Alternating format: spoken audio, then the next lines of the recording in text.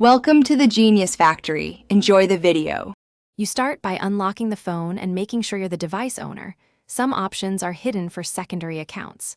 Once done, open Settings and go straight to Lock Screen or Display. Manufacturers label it differently. Look for Lock Screen, Always On Display, or Clock Style. You want the controls that change what appears when the screen is off or locked.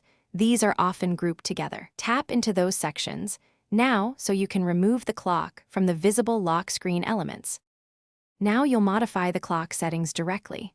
Tap Clock Style or Always On Display and review available clock presets. If a None option appears, select it.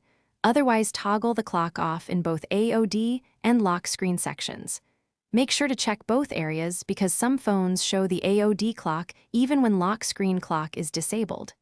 If no off option exists, choose the most minimal or transparent preset to effectively hide the time while keeping other functions intact.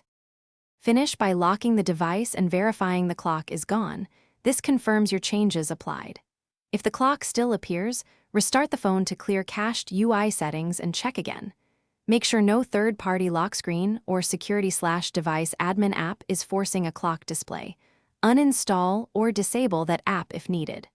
One key troubleshooting tip: if corporate policy enforces the clock, contact your admin because system-level profiles can override user settings and require removal. Thanks for watching. If you found this helpful, don't forget to like and subscribe.